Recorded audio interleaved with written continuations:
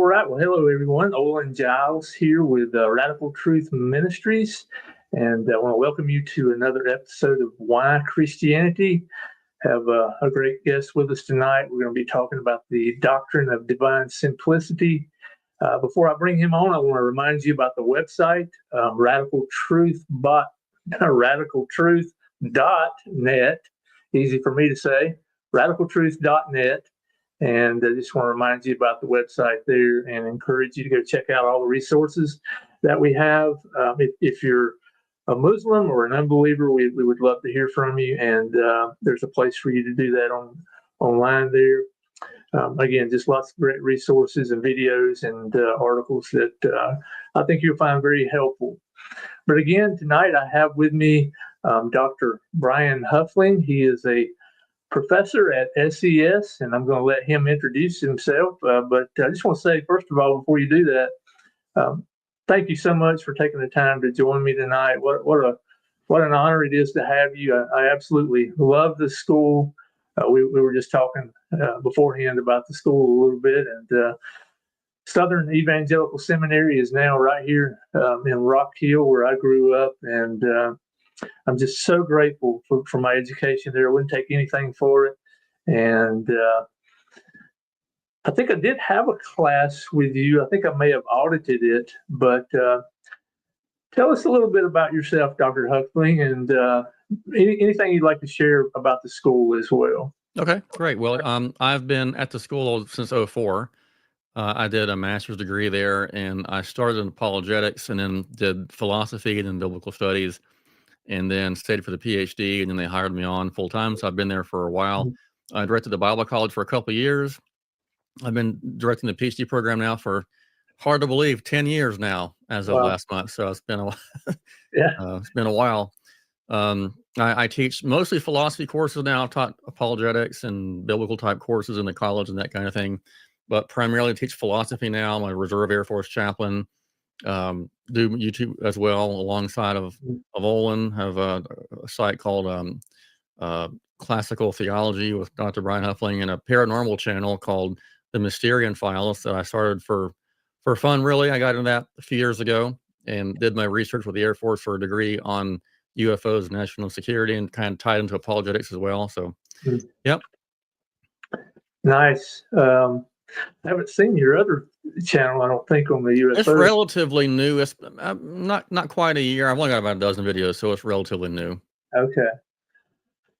All right. Well, it's been a while since I have talked about this subject, and I'm certainly no expert on it, but I've really been fascinated by the doctrine of divine simplicity. And I'm really looking forward to what you have to say tonight. I know you're going to give us a lot of good content, and I've watched videos on your other channel, Classical Theism, and it's just I think it's just a rock solid doctrine. And let's begin by you telling us what is the doctrine of divine simplicity. Okay. What are we talking about tonight? Yeah, well, it's been held before the church by the Platonists and Aristotelians, and it's been held in the church since going back to at least Irenaeus. And so it is not a new doctrine. It's been held almost uniformly throughout the church in its history. So it's not very popular nowadays. It's not because people don't know about it. And a lot of folks nowadays don't like it. They're more in the analytic camp of things. But what it is the idea that God does not have any kind of parts. He's not composed of things. There's no division in his essence or his being. So we have all kind of parts. So we have physical parts, philosophical parts. So, for example, I'm white, 5'10", and got blonde hair, glasses. Those are things that could change or be different. They're contingent. So when we say that God is simple, we're saying that he doesn't have certain properties. He's identical with certain things. So we say that God is just, God has knowledge, God has power. According to simplicity, whatever he quote unquote has, he is. So God doesn't have power as if it's something added to him, like some kind of property that modifies him, where he has more of them than we do. It's just another way of talking about the divine essence. And there are different ways we can talk about how he's not composed or put together. And one reason why people deny that God is put together or has parts is because if you have parts, there's got to be some reason why they're put together the way they are. And I always use the analogy of Legos. So both my kids like Legos, so and I do too. So you put Legos together, they're different parts, so they can't put themselves together. So if being is composed of different parts, there's got to be a composer. So throughout the centuries, people have said, well, if God has these different parts, then there's got to be something that put them together in some way. So if we deny those parts, and it's not just ad hoc. If you look back, for example, at Thomas Aquinas' famous 5 ways for God's existence, look at the first way. It argues that God is pure act, that God is not put together of these kind of parts of existence plus possibility for something else, or act and potency from the word potentia for power. So we have the potential, for example, to be or not be. I have the potential to stand up, to walk over there. I had some pizza for dinner. I had the potential to eat pizza. We say that God isn't composed of those kind of parts where he has both existence and potential to do something else. He just is pure actuality or pure existence. And so we would say that God's not composed of things like we are, like we have our nature and existence, but God's nature would be his existence. We're put together of what Aristotle would call accidents, like I'm white, green eyes, blonde hair. That means that they're more or less characteristics about me that modify me in some way that could be different. It's not put together of form and matter. Like we have the form human, we normally would say that's our soul or spirit, and then our physical body. God doesn't have those kind of distinctions. And so any kind of distinction or addition or modification to his being would be denied. It's a negative doctrine, much like eternity denies God time, immutability denies God of change, immateriality denies God of matter, simplicity denies God of different kind of parts or any kind of modification or anything like that.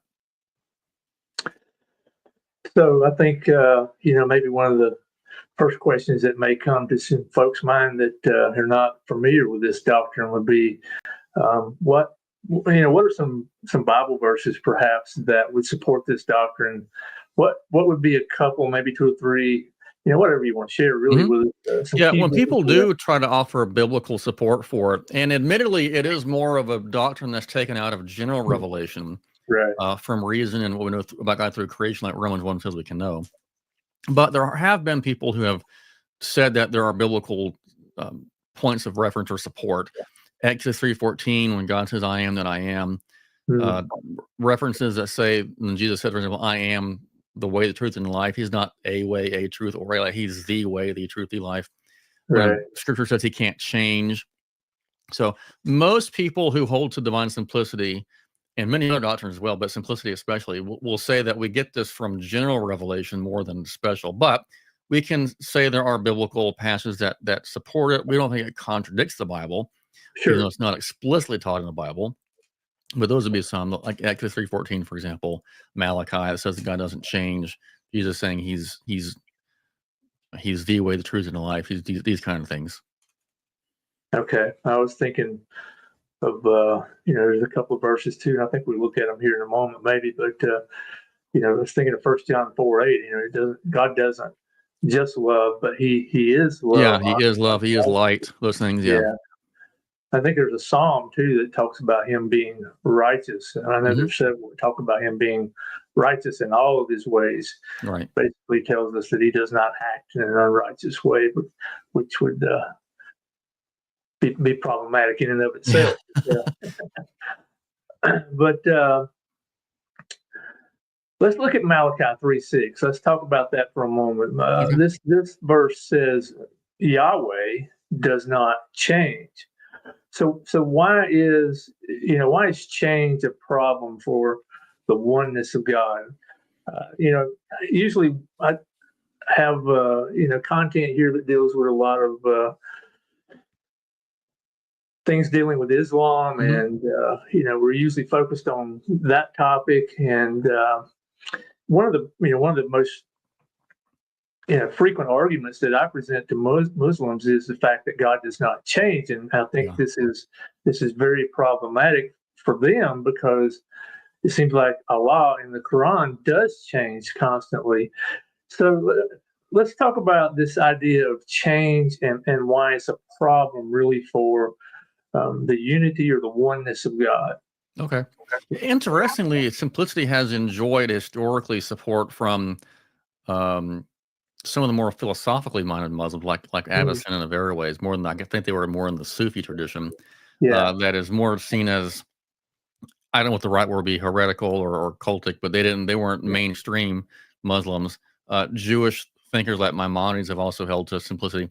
But if you want to say God changes, you're going to have to say he has these various parts to change, like in metaphysical parts, like the potential to change. You're going to say, I have to say he's in time. mm, And if he's going to change, there's got to be some kind of a reason he's changing, which means he's probably going to be passable or affectable by his creation.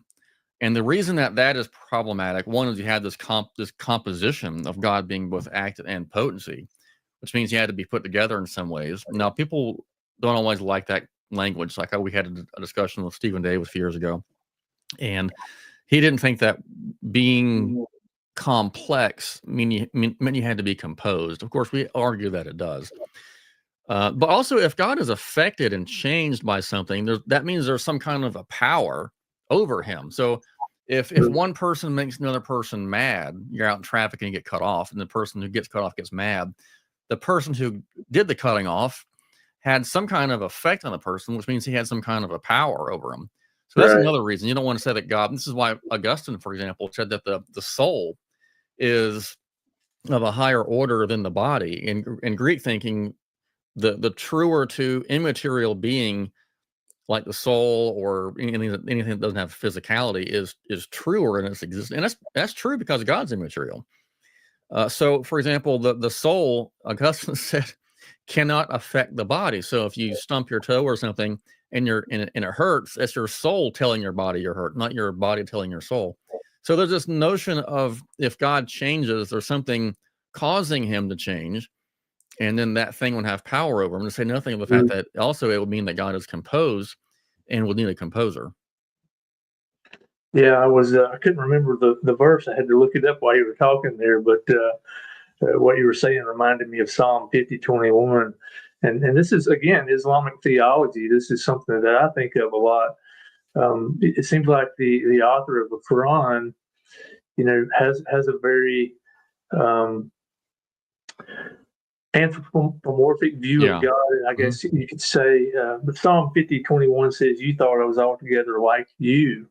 And we, like you said earlier, we have these accidents. We have these things that set us apart. That we have different color eyes. We may have um, you know just different characteristics about us that, and of course we change, and we have things that act against us. I mean, even driving here, it was hard to get through that Charlotte traffic, and I think a lot of I a don't lot miss of that, by the way. There's traffic. Yeah, I could live without the traffic. Yeah.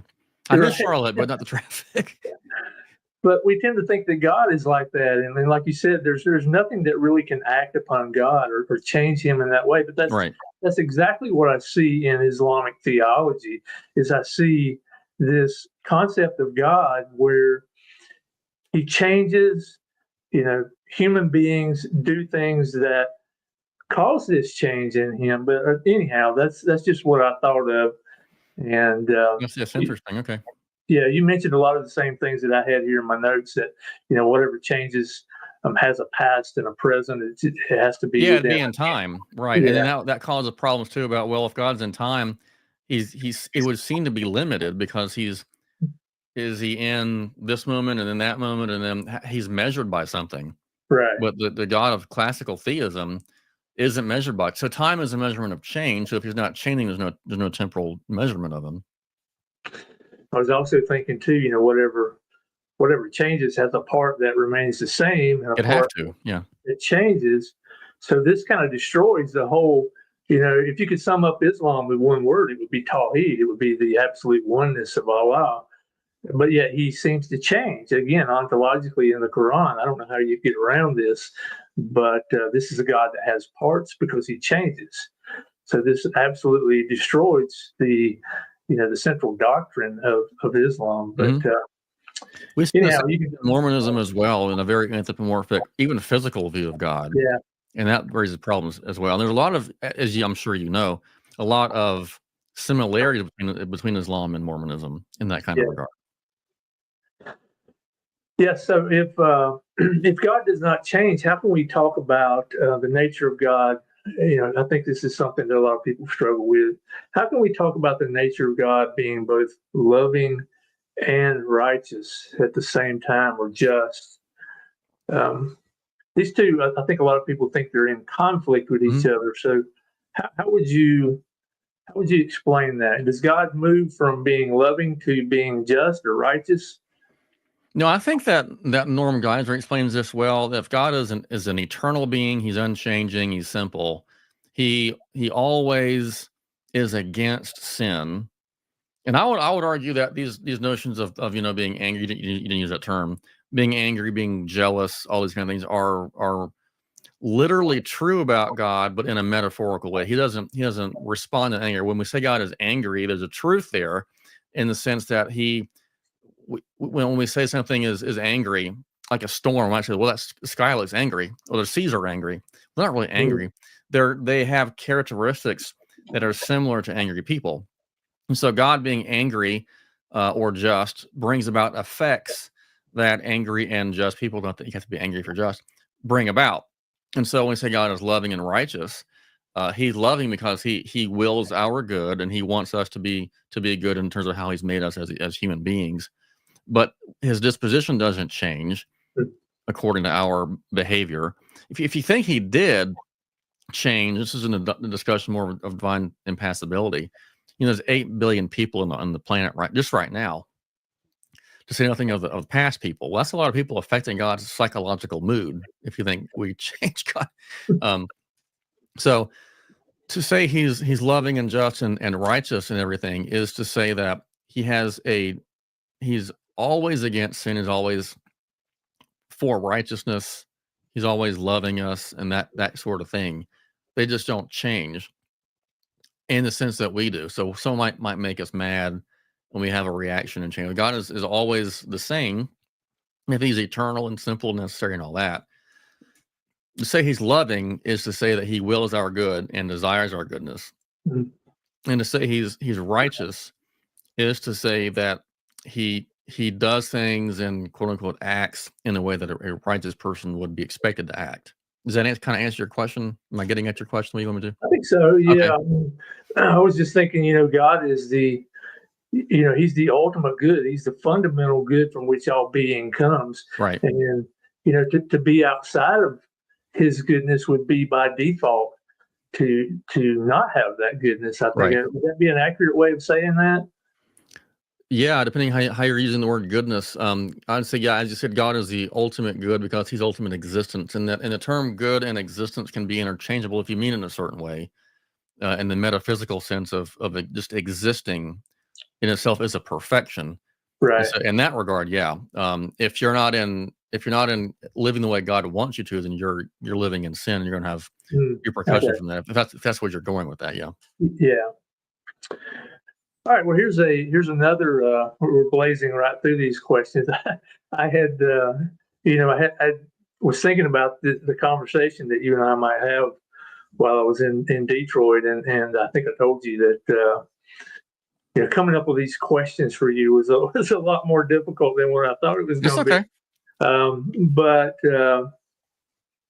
another topic. I mean, we're on the same topic really, but another related topic is the Euthyphro dilemma. I've Hmm. always been fascinated by this one, and I think it has some application It too does, yeah. as far as Islamic apologetics and, of course, the doctrine of divine simplicity. But could you explain that the Euthyphro dilemma to us Sure. and why it's a false dilemma? Yeah, so the Euthyphro is named after. So Plato wrote this book called the Euthyphro, and his books are named after the main characters. And the main character in that book is Euthyphro, Mm, and Euthyphro is walking, and he runs into Socrates, and Socrates is being charged with corrupting the youth, atheism, and he's going to be put to death ultimately. And he runs into Euthyphro and he asks him what he's doing. He says he's going down to prosecute his father for allowing a servant to die in a ditch. And Socrates rightly thinks, well, that's kind of odd. Why are you going to prosecute your own father? And he said, well, that's because what the gods want. It's the pious thing to do. And Socrates enters this conversation of, well, what does it mean to be pious? We might use the word good. And Euthyphro says, well, it's what the gods want. And the problem there is, well, you've got different gods, and some want one thing and some want something else. They might conflict. So that was a problem that Socrates saw. But you could modernize it in the way that Bertrand Russell did in his book, Why I'm Not a Christian, and make it more into a monotheistic framework and say, well, does God command something because it's good, or is it good because he commands it? And this goes back to Euthyphro as well. Do the gods love something because it's lovable in itself, or is it lovable, good, pious, whatever you want to use, because the gods just declare it to be that way? So Russell and other atheists will say, well, is something good, like a moral command, for example, is it good to X or not X? Because in and of itself, that's good, or is it good because God just commands it? And why it's a dilemma is because either answer is going to raise a problem. If you say that it's good in and of itself, apart from God's commands, then something is good without any kind of relation to God, supposedly. And so that'll mean that God, there's something good apart from him, and that he might not be the ultimate standard. He might not be the ultimate being. It will call into question his aseity, which is Latin for self-independence. Basically doesn't need anything else to exist or to do what he wants to do. The other horn of the dilemma says that something is good just because God wills it. And well, that is problematic according to some people, because it makes God arbitrary. Well, if he just wills X to be good because he wants it, then he can will anything to be good. And most Christians want to say that that's not the case, because there are only certain things that God could never will to be good, because in themselves it just isn't. There are some who would deny that, like William Ockham, who thinks that God isn't tied by logic or morality or anything. But that's the dilemma in itself. Now, where did you want to go from that? That's the actual dilemma. Is that answering your question as far as what it is? Yeah, absolutely. That's what it is. Okay. Yeah, again, I think that's very relevant to Islam, because if you look at, the doctrine of God in Islam, it seems that good is whatever Allah wills. Yeah. Now, you know more about Islam than I do. And my understanding is that Allah can will one thing, change his will, and will this to be good. And you can be a good Muslim and he can still will you to go to hell. And he's very capricious in that regard, from what I understand. Yeah, there's actually a Quran verse that says he has inscribed for himself mercy. So this standard of mercy, seems to be something that exists outside of him. It's not something that's intrinsic to his nature. Oh, yeah, that's interesting. I was going to say, if he ascribed to him, why would he not be mercy? Why would he need something else? Yeah. So why is this a false dilemma? I mean, we've already touched on that, but yeah. The way most Christians handle it is to say that, well, God's not arbitrary, because there's nothing that's good apart from him, and is arbitrary because of his commands. That he wills certain commands because of his nature, and that's what makes it good. Most Christians say he is the standard of morality. He wills commands according to his own nature. So William Craig is famous for that. Robert Adams holds this kind of soft divine command theory. Others with a more radical divine command theory would be Occam and others in that vein. God says that God can will anything. So a lot of Christians take that path and say, well, God commands things in accordance with his own good character and will. There are other Christians who say that God commands things in accordance, for example, with human nature. So if God's going to create humans, then there are just certain things that are objectively good and bad for them. And so if God wills humans to exist, to create them, and he wills their goodness, then the commands that he gives them will be in accordance with their nature, which is not divided against, is not separate from God, because the human nature is a way God knows he can create. So that's called a divine idea in this tradition. And so God has this divine, like kind of like a Platonic form, the archetype that he just knows that he can create, and he does create it. So the nature is objective; it's not simply arbitrary, and so his commands are in accordance with what it means to be good for a human. So it's a false dilemma because there are other options. Those are two that Christians normally take. Okay. I've always been fascinated by that, and I always forget who wrote what. I always get Plato and Aristotle confused there. But Yeah, Plato is going to be way more into the heavenly divine ideas.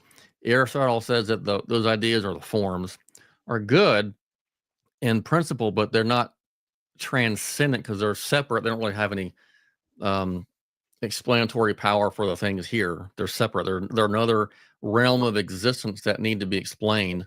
And he took the idea of the forms and said they're immanent. They're part of us. And made it that way. So they have these two traditions though throughout church history: Platonic theology, Aristotelian theology, that permeates the medieval world, especially, and even today. Okay, I once had a Muslim who he told me that I was having a conversation with him. He's an imam, Mhm. and I was having a conversation with him about the gospel, and we talked, beforehand about, we were going to talk about the problem of sin, and then we are going to talk about the good news. And it's kind of doing some research and wanting to know what he said, but we were talking about the problem of sin, and I asked him. I said, when you sin, do you sin against Allah? And there's a Quran verse that says, that Adam and Eve wronged their own souls. Mhm. So he pointed me to that verse, and he said he went on this this little rant about how Allah is not moved, or he's not changed by our sins or our transgressions against him. And of course, I could agree with him on that. I don't believe God is in any way harmed Right. or changed by what we do to him. We've already pretty much discussed that tonight. But he had also, before we got into this conversation, he had already told me that he'd kind of explained the Islamic paradigm of salvation. He said that Allah was pleased by our good works. And so for him to say that he basically said Allah is not concerned with our sins. Okay. But he really emphasized how he's not moved or changed by what we do to him. And again, I could agree with that point. But I felt like he was kind of skirting around my question. When we sin, do we sin against Allah? And he was kind of focused on kind of presenting my question as if I was saying that we were hurting Allah in some kind of way. And that wasn't my point at all, of course. Oh, okay. But so sometimes trying to get Muslims back on track is rather difficult. And I'm asking him these questions. So I let him know that I agree with him, about God not being moved or changed or harmed in any way. But obviously, God is concerned with our sin. Even in the Quran, he's concerned with our sin. Right. So I asked him kind of a follow-up question. I said, if Allah is really not concerned with our sin, why would he be pleased by our good works? It seems I thought the same thing when you said it. Yeah. Yeah, it seems like you're being inconsistent there. But he was ready for the conversation to be over at that point. But I didn't push him on it too hard. But how can we say that we've sinned against God, but God is not moved or changed in any way by our sin? When you say it, it brings up Joseph, when Potiphar's wife wanted to frame him first of all, have sex with her, and then frame him. He said, "How can I do this and sin against my God?" So there is the Bible is very clear. We're sinning against God. That He has created us to live a certain way. When we don't, we're violating our own nature. It's hurting us. It's evil in a sense. It's prohibiting the good from us realizing the good that He wants us to have. When it goes against His will and His plan for us to be the ideal, as it were. Right. But it doesn't move him in the sense. And one reason is if you think God is eternal and immutable, he's not learning something new. That when we sin against him, he's not learning, oh wow, that kind of surprised me. God knew from the moment of creation everything we're ever going to do and all the sins we're going to commit and everything like that. So he's not reactive in that way, because he knows by virtue of being our cause and not just kind of looking down the corridors of time, as it were, but because he's our cause in this kind of Thomistic sense, which is a more intimate way of knowing us, not reactively or passively, but by causing us. He knows what we're going to do, and in a lot of ways, I think causes what we do in terms of our existence. And I'm a compatibilist, so I think that there's no contradiction with saying that God wills us to do X, and we also will to do X. So it's not a surprise to him, but it does go against his plan. It does go against his commands. It goes against our nature, but it doesn't. There's no mark against God in that regard. It's just our fellowship with him is harmed in that, and we become unjust and sinful, and that there's an evil and privation of what should be there. I was thinking again of a Bible verse while you were talking there. It says, the Bible tells us that God demonstrated his love towards us while we were yet sinners. Christ died for us. So you have this, this unchanging standard of love that is revealed to us in the person and work of Jesus Christ. Mm-hmm. And we could get into the fact that he's both the just and the justifier. Yeah, he's both righteous and loving. But I think that fits very well.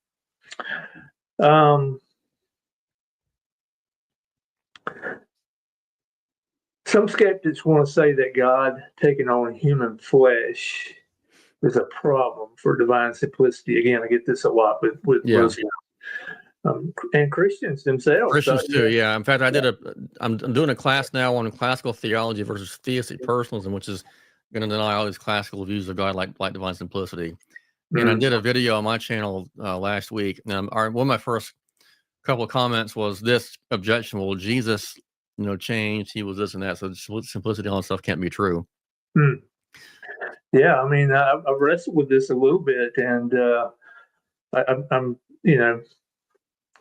curious as to what you have to say. I mean, I'm still confident with the doctrine of divine simplicity. Yeah. I don't see a problem here at all. Right. Well, the fact that the entire church, for the most part, not every single person, but for the majority of the church, simplicity was not only held, but was upheld as one of the most foundational doctrines there were. That should make you give pause. They also held that Christ was God and man. So unless we want to charge almost everybody in church history with blatant contradiction, there's got to be some reason and some accounting of, well, how can they hold both to be true? And the basic thrust of that is, when we talk about divine simplicity, we're not talking about Jesus' humanity. When we say that God is eternal or not in time, we don't mean Jesus in his humanity, because clearly he was in time. When we say that God knows everything, when Jesus said, for example, he didn't know the time of his second coming, he's referring to his human nature. And we're referring to his human nature when we say he doesn't know things, or he can't be omnipresent and all that, you keep on going. When we talk about God being eternal and impassible, immutable, and simple, we're only talking about the divine nature. So the human Jesus does not invalidate the the divine nature of God. So Jesus, while he is one person in the Trinity, the second person, and we don't multiply the persons and saying Jesus is both divine and human, the natures have always thought to be separate and distinct, such that they're not confused. And that would be a contradiction. If you're saying that Jesus is both in time and not, that would be a contradiction. So we're trying to say that Jesus' humanity has the same characteristics that you and I do without sin. He's temporal, physical, circumscribed to one place and time, but the divine nature is not. So, and it's a mystery. There's no way to fully understand this, whether it's the Trinity or the Incarnation. Jesus in the divine nature is all that eternal, immutable, and all that. Um, and he remains the second person, both in the divine nature as well as in the human nature. There's not two different persons there for Jesus, but there are two natures. And so we can attribute human characteristics to the human nature, but not to the divine nature. I was thinking of the hypostatic union. Mm-hmm. When we're explaining this, we often talk about, it didn't take away from his divine nature. It wasn't Right. subtraction, but we often use the terminology of he added a human nature. Right. I've kind of struggled with this a little bit because it kind of seems like something was added to God that he didn't have, or he was missing. And I don't think that's what Paul was saying. Yeah, it's not added to the divine nature. There's just a human nature. The person stays the same. That is the person of Jesus in the Trinity, but he just manifests and incarnates as a human. It's not an addition to the divine nature per se. There just is an incarnation of the divine in a human form. Yeah.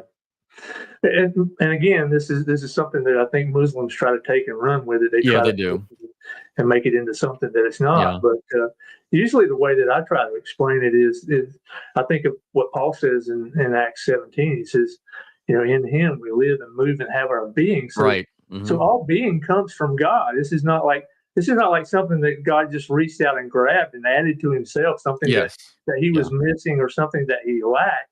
Yeah. All being, all flesh comes from Him. Right. So that's usually how I try to explain that to Muslims, and that usually shuts them down pretty quick. Oh, really? Okay, good. Yeah, he just so the idea is he's entering into his own creation as a human. Yes. And just not adding on anything else to the person of the divine essence. Absolutely.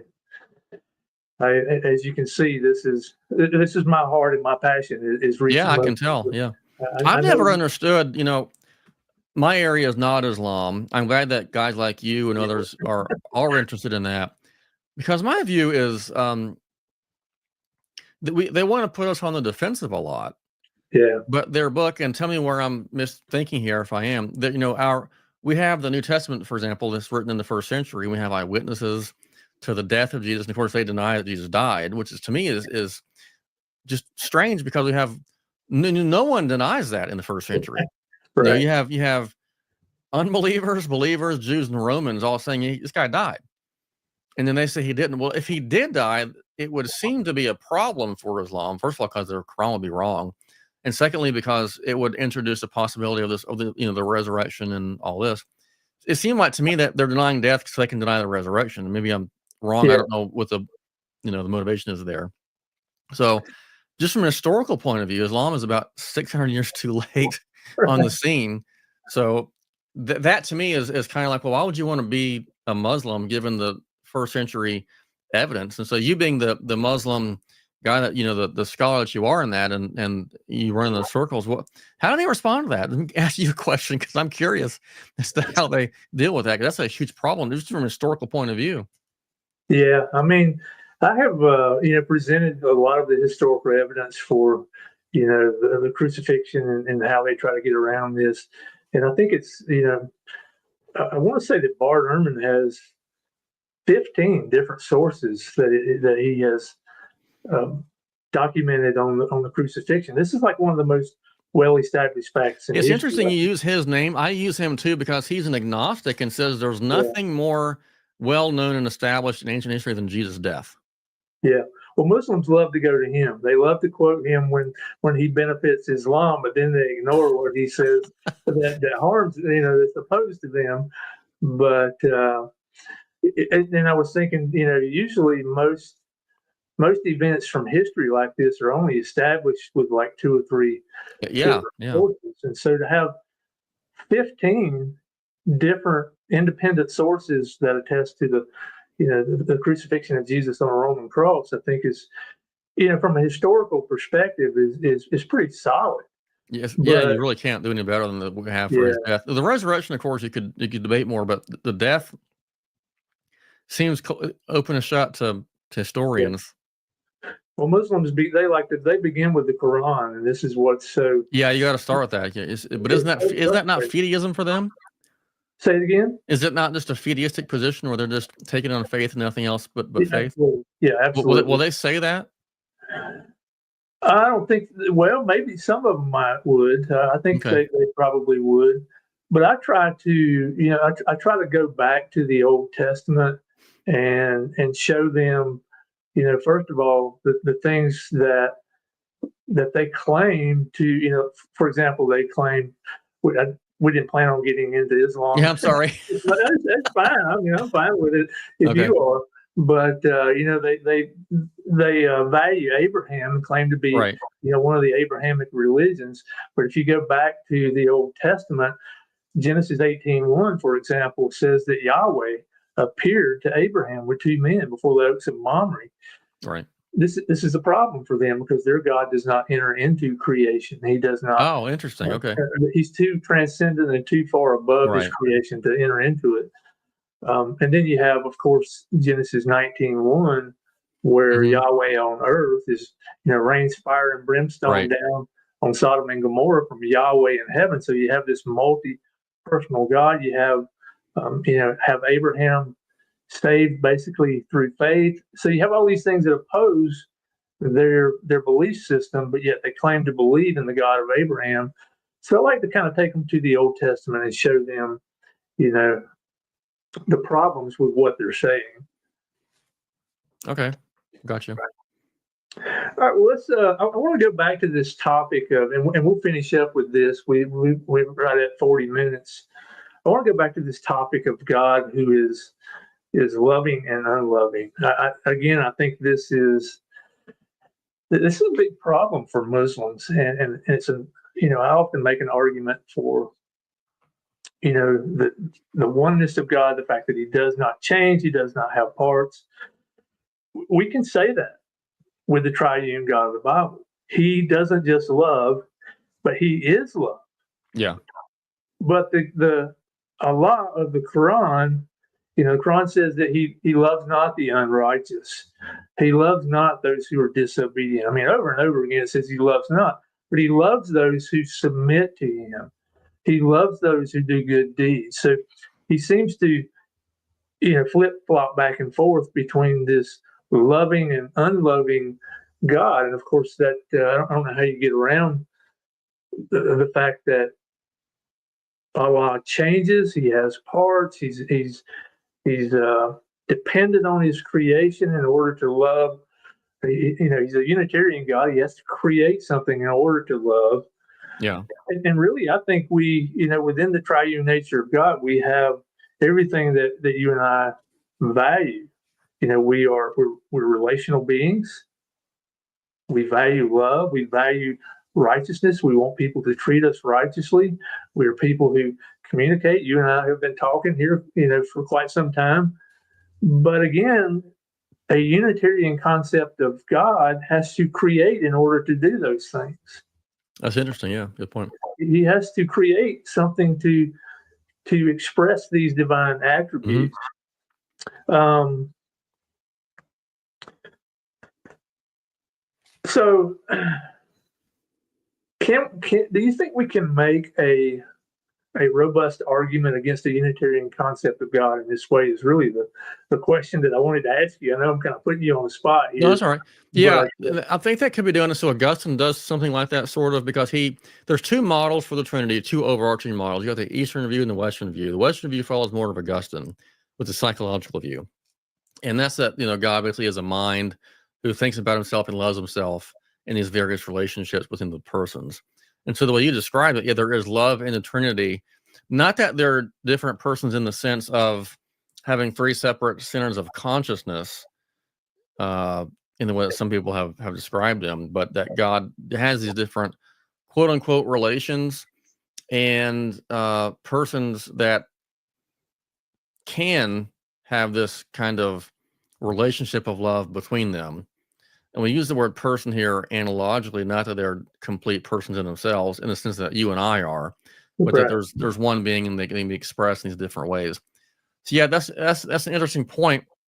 That if you want to make this kind of Augustinian view of the Trinity, you can say that there's this relational view of love and knowledge and of this going on because there's different relations there in the Trinity where you don't have that in the Unitarian view, whether it's in Islam or in Christianity.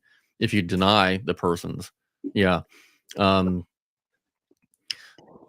yeah, I I think you think, can. I think you can do that. Yeah, you're saying. I I cut think you off there. what Muslims struggle with is that word persons, and I've tried to come up with a better way of Yeah, that's kind of it's almost an unfortunate way of talking because the creeds use that term. yeah, We follow Thomas a lot at SES. It's not wrong to call the persons because it's and they are in a sense, and that's how the creeds use the term. But they're not persons in the univocal sense that you and I. They're not complete different beings. If you use the term in a univocal way, they'd be three different beings. And there's different models and views. Some say he's got three centers of consciousness, and Bill Craig's famous for that in his book on philosophy. I think historically that's probably not the most accurate way to talk about it, but okay, that there is a way of saying, like Augustine, that there's these different relationships within the Trinity that doesn't require three separate minds, but that the way that God just exist. And ultimately, we don't know what this means because it's an infinite being. We don't. It's completely a mystery as to how God can be three quote unquote persons and yet one being, because we're finite beings. We're not going to be able to understand what an infinite being is, no matter what view of God we want to take. If he's an infinite being, we're never going to understand him.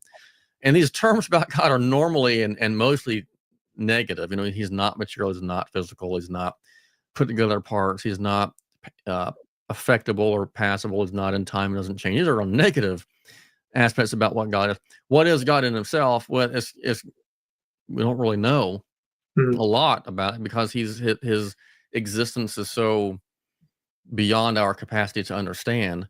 But there are some ways we can kind of get at what God is and what he's not. And I think part of this is to say that, yeah, we take these views of the Trinity like Augustine gives us and say that you can think of him as a mind or a lover loving himself in a way. Like he knows that the word, Jesus, the second person of the Trinity, is the word, kind of God thinking about himself, as it were. mm. And you have these different ways of God relating to himself. And you don't really have that with a Unitarian view or Islamic view. Yeah. I think when Muslims hear persons, I mean, I think you're right. I think it's the correct way to talk about it. But we're not saying that God is three persons in the sense that we are Yeah, persons. yeah. And that's what they hear. They hear three different gods. Three different gods, Three- or the three- son that requires yeah, physical sex. They wouldn't take the words. And a lot of Christians do this. Muslims, yeah, Mormons do this. I was in the Word Faith movement when I was a teenager. They do that. We it's like Norm Geiser's book, Creating God in the Image of Man. It's mm, natural to do that. I forgot who it was, but they said if I think it was an elephant or some animal, if elephants could think and they could think about a god, they would think of it in terms of being an elephant, or a giraffe or whatever it happens to be. So it's natural right. to do that, but that's what we have to avoid, and that's why these classical doctrines are so important because it keeps the creator creature distinction sharp and in focus. Because if the more we make God like us, like a Superman, the less he's really the creator. Let's finish up here with one last question. I didn't really Okay. plan on asking you this question, but I feel pretty confident that you can answer it because you've already I can you've make done something up already. anyway. We'll try it. Uh, but how do we talk about God? I think this is so important too. Is whether you're talking to a Muslim or a Mormon, Yeah. when we say that God loves us, we're not saying. Well, I'll let you explain how do we talk. How should we talk about God, and how should we think about our language when we say that God loves us or He's righteous, hmm or Yeah. So we had a discussion about simplicity years ago with different folks, and it really kept coming back to this point about how does our language relate to God. It's called religious epistemology, or the more normal term is God talk. How do we talk about God? There's three broad ways, and they can all have a little bit of distinction. Uh, our words can be univocal in terms of how I use them for two different things. Like I can say the word bank. I'm going to go to the bank to get some money, or I'm going to go to the bank and go fishing. That's using the word in different ways. So univocal way would be in the exact same way. So if I say, I love my phone or I love my computer, that could be maybe the same way, because it's an artificial kind of love about things that just function a certain way. I could say I love my house versus I love my wife and kids, but I don't love my kids and wife like I love my house. Very different. So we use the word there in a slightly different way. So words can be used univocally the same way, like you think uniform, universe, one way. Equivocally, meaning that they're completely different. Like the word banks. Going to a bank and going fishing on a bank are just different uses of the word. So that's more equivocal. Analogical is where the word has something in common, but it's not completely the same. So if I say, I'm gonna take my phone, say this phone is good, and I say my microphone is good, or my pizza tonight was good. Well, I think they're all good, but they're all good in different ways. Right. The pizza is good because it's nutritious and it tastes good and that kind of thing. I think nutritious enough to get by, I guess. Phones are good because they can, function and do what they need to do, and so do microphones and cars and shoes, and a basketball shot or a golf shot is good if it does what it's supposed to do. So the word good, just for things I can reach out and touch on my desk here, have different meanings. What makes a computer good is different than what makes my glasses good, or what makes me good as a person. All right. So if I say, my pet is good or my desk is good, you're good, those are different senses, but those are all created and they're finite and they're physical. If I say an angel is good, then the meaning becomes a lot more ambiguous, and we don't really know what that means really. But it's also a created being. How much less are we going to understand God when I say God is good, or God is just, or God has knowledge or power? So I'm going to argue that language is analogical, because I think we can just demonstrate that from right here in arm's reach, that things here don't have even the term goodness used the same way. And so when we say that God is good or God knows something, that God doesn't have senses like I do. Like he doesn't have sight, sense, and smell, and all that. Even the Bible describes that, but it's probably a figure of speech. So language has to be taken, I think, analogically, because we just don't understand God's nature. When we say God has power or knowledge, we don't mean he has it like what we do. It's just more of it. It's a completely different way because he's the creator. Is that answering your question? Absolutely. I think that's just such an important point, and it's foundational. Yeah, it really is. Yeah. All right, brother. Well, thank you so much for taking the time to be with me here tonight. I know you're a busy man, and you've got a lot of work to do, and I'm just again so grateful that you took an hour out of your time today to do this. And very briefly, mention your YouTube channel. If folks have want to find out some more information about you, where can they go to do that? Yeah, so the YouTube channel is called Classical Theology with Dr. Brian Huffling, or you can go to brianhuffling.com is my website. The Mysterian Files is the paranormal weird stuff I have on there. But yeah, and thank you for having me on, man. I appreciate it. I've enjoyed getting to know you over the years, and thanks for having me on your show. I appreciate it.